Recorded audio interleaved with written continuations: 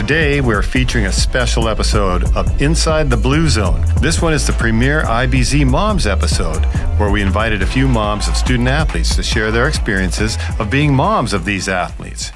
I think you're going to enjoy it.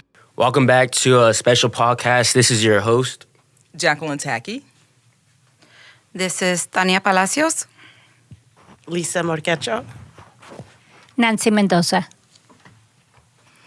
We're talking about moms and athletes, and I just want to start off by saying I have many athletes in my family, from my brothers, my uncles, cousins, nephews, and people like that. I'm even a stepmom, and my stepdaughters play sports in high school. So I think it was like soccer and basketball and, just various things like that. So I want to start off by saying I am a huge sports fan. We only had one TV when I was growing up, so we had no choice. It was football and Mutual Omaha's Wild Kingdom. So that was it. So sports was always playing in our house. So I can pretty much watch any and everything other than like golf and baseball. So I want to start off by asking all the ladies, the beautiful ladies in the room, did you play sports when you were growing up? And then we can talk about what your kids do. But I want to know first, did you play sports or anything when you were in high school? Let's start off with that. I did. I actually played tennis. Oh, wow. Okay. I played tennis because my parents were so strict. They were like, that's the only, you can play tennis. They were Okay. Like, but before that, in high school I only played tennis, but before that I played basketball, volleyball, softball. But in high school, since it was junior high, it wasn't that, it didn't take away time. So my parents only allowed me to do tennis. So it's a natural articulation then that your kids are playing sports if you played sports. Yes. That's fantastic. Okay. Yes. So? I didn't play any sports Okay. at all, so I'd make sure that my kids play sports. Is that why you think your kids play sports? Because you didn't, or? I think I encouraged it because I didn't. My parents were too busy working. They didn't. That wasn't a priority. That wasn't important. So my kids did. Okay, cool. Yeah, in my case, I wasn't a sport player. No, I play a guitar and music and art and education, but nothing related with sports. Okay. But my husband did everything. Okay. So if your kids played sports, did they start off in the Pee-wee leagues or did they just start in junior high or high school? How did they start? No, they started really, really little, like they were 4 and they were already trying different things. Okay. So that would be the Pee-wee leagues then. So, okay. What about you? Yes, same. My daughter played softball since she was 4, all Wow. the way to her senior year. And my other son, he tried a little bit of t-ball, baseball, but that was it. It was more of the martial arts. And my younger son, Mason, he played since he was about 4 or 5, baseball. Okay. My son started when he was 3. 3, good Lord. T-ball. T-ball. He was super hyper. We had to keep him busy. So as soon as we can put him in, we did. And she started about 4 years old. Okay, so that would be the Pee-wee league. Okay, like as a stepmom, and I'm just recently a stepmom because Tom and I have only been married for what? It'll be like our 11th or 12th year, I forget. But I'm like, Pee-wee, aren't you scared? Like of injuries? Because God, all these injuries now, I can only imagine like in high school. But Pee-wee, when they're like 3 and 4 and 5, I don't know. I'd be like following behind them with something. Oh my God, my baby! I don't know if I would want them to be playing so young. Not at all. Not at Serious? all. Not in my case. I was like, you're okay. There's nothing wrong with you. Shake it off. Oh, shake it off. You're fine. You're fine. You're fine. Oh my goodness. I never allowed them to be. If you cried, no, you're fine. I You're just fine. don't think I could have done it. Oh my God. Yes, it was.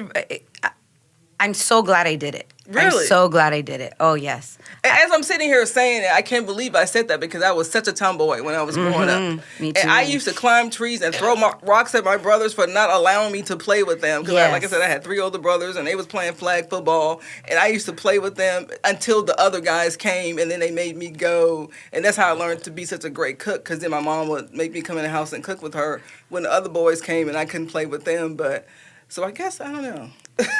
Thinking about that now, but now you have CTE and all these other, conditions that players get, from playing now. So how does that play into you and your little star player here? You know, do you think about that now as he's on the field? Um,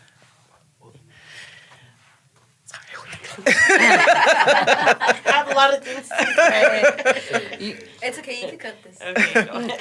You know, the injuries, kids are gonna get hurt.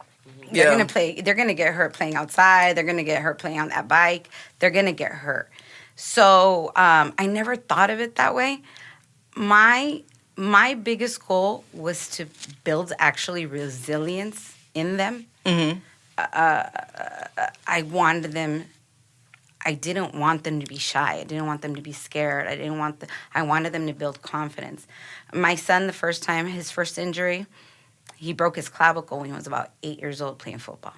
And what exactly is a clavicle? At the clavicle is the collarbone. The collarbone. Got it. Okay. He broke it, and we didn't know it was broken. He was very tough. And he was so hyper.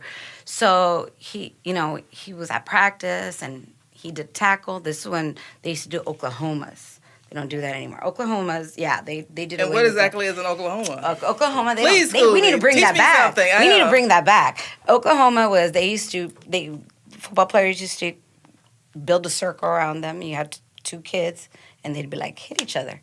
Oh my goodness! Full pads because they had to get used to because a lot of kids when they're playing pads, they don't want to hit because they're scared or they've never been hit. Yeah. So they don't know what that feeling was like. So they would do it so kids knew what it felt like to hit. The and impact to get of the yes. Yeah. And these kids would go at it. Yeah. They would go at it. I remember my brothers and guys doing that. Yeah.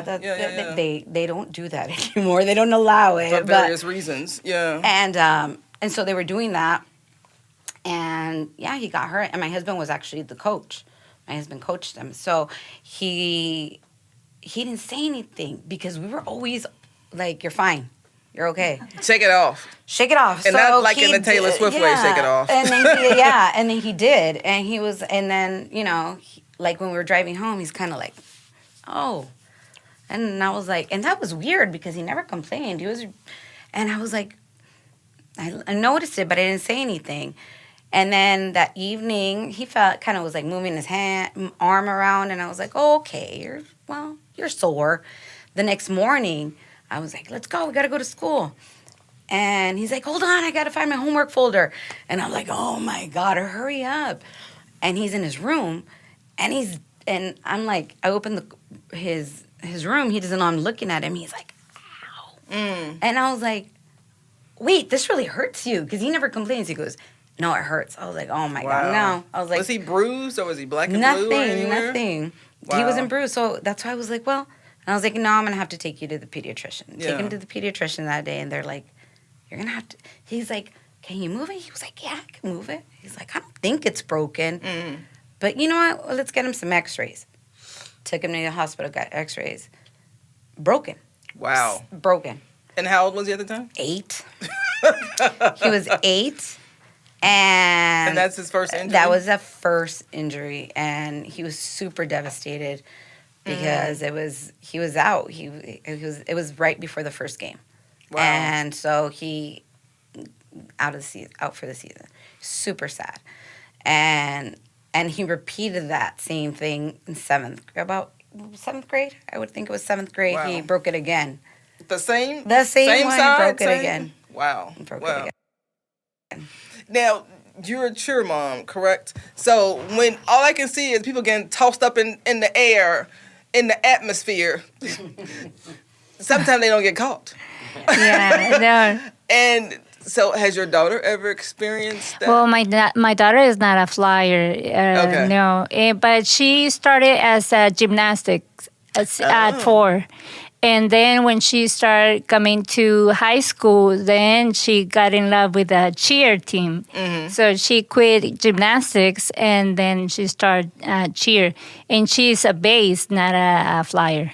You call them a flyer? Are those the girls that get tossed up in the air? They call them flyers? Those are the flyers. For obvious reasons. Yes. Do they have to be? I always wondered this. Do they have to be a certain size to be a flyer? I can only imagine. Yeah. Oh my God. So the people up under them have to be a certain size too to catch them. Yes. And they have to be strong and they squat. I don't know for how long, and they are super strong. Oh my goodness. So has your daughter had any injuries? Collarbones? Yeah, arms, name it. legs, She had it. Ankles, and yeah, she always was strong, but she said like today is hurting the back. Oh, now it's the ankle. But it was like a normal. It's living with that pain. Wow. Yeah. When did the scholarships come into play? Like when I was in high school, we used to love, me and my sister used to just sit in front of the TV and watch the high school competitions. Like back in the day, oh, make it, you're so fine, you're so fine. That used to be the song. Is there like a song now is it like a Bruno Mars song? Is it like no, they Kendrick always Lamar sing in a mix or of music. I don't know. What do you think?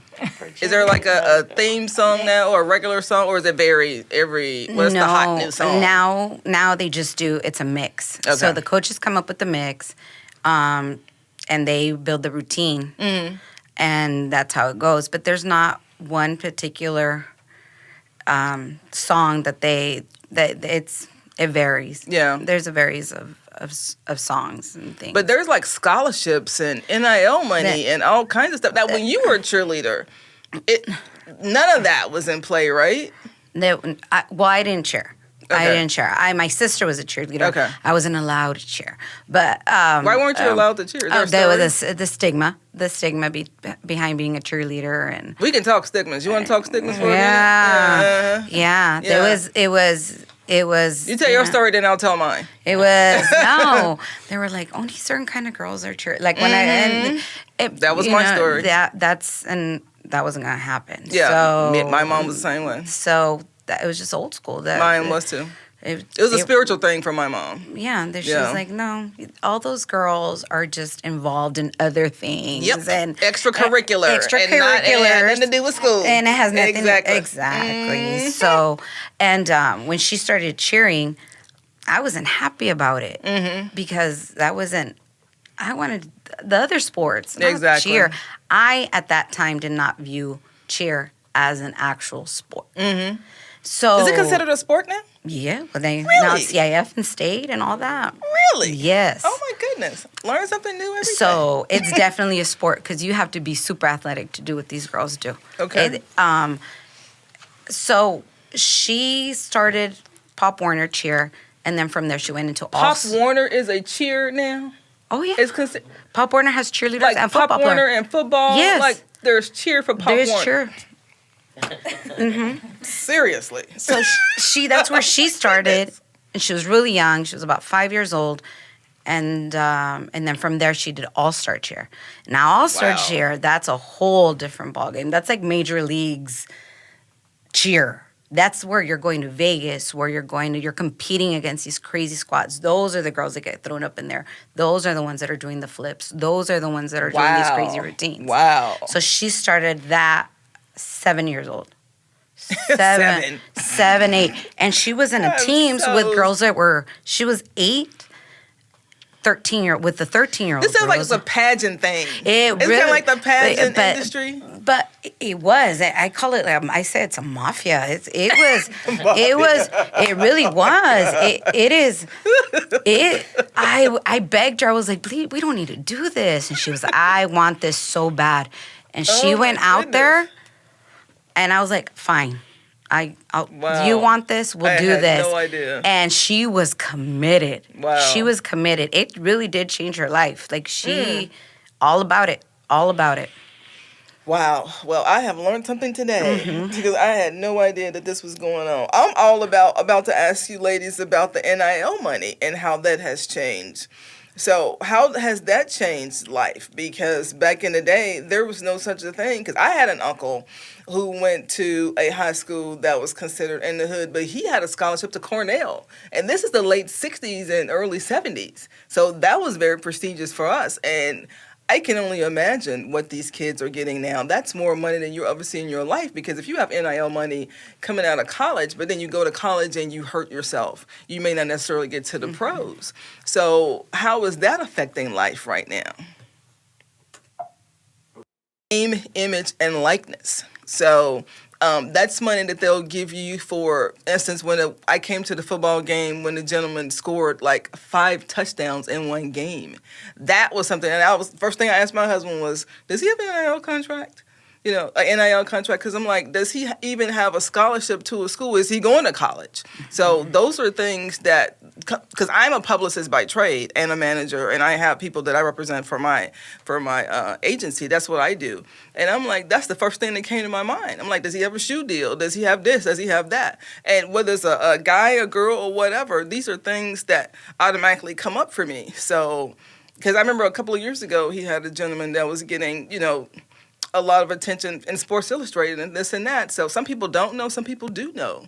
So how do you navigate that in this world right now? You're telling me that there's Pop Warner in, cheerleading. I had no idea. So that's a world that people do and don't know about. So how do you address those things now?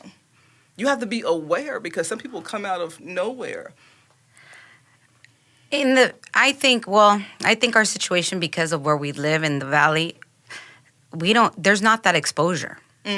We don't, even though, like, for example, our football team will compete against these D1 schools, we're still in the Valley. It's a small community. What about Royce Freeman from a couple of years, what was that, like 10 years ago? Yeah, from Imperial. Yeah. So, I'm not sure how that went for him. Yeah. I know. I think he was pre-NIL. I don't think the NIL was even a factor for him. Parents now have to advocate for their own kids. Yes. Like, it's not, like where scouts like come and look for you. It's coaches and parents are advocating for their own kids. I think the difference now is because there's so much talent. I think that there's so much more talent now than there was before. I agree. You kind of get lost in the mix. Because I used to tell her, where you're good, but there's somebody better than you. And I used to always tell my kids, like, you guys are good, but it's not what you do when people are watching, is what you do when nobody's watching. Yes. And those are the kids that are going to do something with that. And I think that, the kids that really want it. The kids that really want it. It's a lot of work and it's a lot of pressure. And especially we don't live in the same day and age as before. These kids are faced with so much more pressure and bullies and mental health issues. And all kinds of stuff. Yeah. So I think that kind of takes away from them. And it's not fun anymore either. Remember when sports used to just be fun? Yes. They're just doing it for fun instead of the NIL money. And when all the pressure and hell. And then how did COVID affect it was awful. Everything? COVID was awful. I can't even imagine it, because I had COVID really bad. When my family told me I had COVID, I had OG COVID, because it was before the vaccination. Yes. So yeah. So, and it was bad. COVID was a really hard time for both of them. Grace's the All-Star Gym shut down. It was done. My son was a freshman going into sophomore year. So he had a really amazing freshman year in football here at Centro. It was great. He did really, really well. When COVID hit, he didn't know what to do with himself. Yeah. Because there was nothing. And he did lose. It was never the same for him when he came back. Yeah. It just... Did he lose an edge, or did he not want to play anymore? I think I don't know. I don't know what it was. It really got into his mind. It really got into his head. He just didn't come back the same. With the same confidence and the same drive. I think he was scared that it could be taken away from him at any moment. And he was fortunate enough his sophomore year to actually, because they brought it back his sophomore year. It was a spring football season. So, and there was only like 5 games and they were local. And he only they were like picked, the kids that were going, because they couldn't have a lot of kids. And he was a sophomore at the time. And he was one of the few sophomores that got bumped up to varsity. So he was, I mean, he did well, but it was not the same after that. And then for her, same thing. And then there was like behavior issues because they were restless. They were so used to getting up, going to routine, going to gym every day on a regular basis, and that was all gone. Yeah. How did it affect your kids and how they competed or not competed? Or Well, their I liked mentality? it. I liked it. Really? Because on that time, my daughter and I got closer. Yes. We exercised every day together. I remember her coach did a Zoom meeting once a week with them and letting them know what to do for training. So I used to train with her, and it was a fun time. And she was getting older, and gymnastics is about age. You get a certain age, and then you're done. Yeah. So she missed a few competitions that were important, but it was a good time for my daughter and I. Well, Mason was 7th grade, 8th grade, I think, and he hadn't played football. He did it once when he was 5 or 6, and that was it. So I didn't know. We didn't know, that it would affect until he started freshman year. He's like, I want to play football. But COVID-wise, I mean, there was no baseball or anything. It was scary. It was scary times. Wow. Yeah. How does being a sport mom interfere with you being a mom? Like, if one child plays sports and one child doesn't play sports, how does that... It was easy for me because, I'm sorry, because he's the only one I have at home. Right? I have 2 older ones. Okay. So all my time went to him. Okay. So it was easy. Okay. For me, I don't know about the other one. And I thank God that I only have 2, and I have a husband. So it was split 'em like up? you go with one, Okay, and I go with the other. Okay. Yes, Yeah. you cannot be. You only have 2 hands. So yeah. It was the same. Both parent. You're gonna handle that. I'm gonna handle Grace. You handle my son. We would trade off back and forth, but the homework was the issue. Homework was always the issue because they didn't want to do homework and I didn't want to do homework. So that's what it was. As far as mom time, there was no mom time. There was, but I was okay with that. I think you really have to enjoy that in order to be able to do it and make the most of it. And I really enjoyed it, so I didn't mind it. Okay. But yes, both of them played sports. They were both super active, so nobody was ever home. What would you change? What would you change about being a sports mom? Or would you change anything about it? Do you like the fact that they play sports? Would you not recommend it if you had to start over again? No, I loved it. I enjoy it. When my other 2 were younger, the 3 did play sports. So that was hard. We would drive through a lot because by the time we were done with practice or games, I mean, I was tired. I didn't want to make dinner. That's the only thing I would probably do different is just prep before so we didn't fast food a lot. Yeah. But I enjoy it. And so when it was only him left with me, no, I enjoy it. Yeah. It was hard, especially if you're working. You got to make sure that, and then he didn't drive in the beginning. So I had to make sure that I can take him to practice or someone can pick him up, make sure his stuff was ready. But it was worth it. Yeah. I would do it all over. I wouldn't just meal prep a little bit more, but Yeah. it was worth it, the back and forth. Yeah. And for me, I'm not sure because even though I see the good thing about it, like she has discipline. She decided to do something and she worked and get it. Okay. That's a good thing.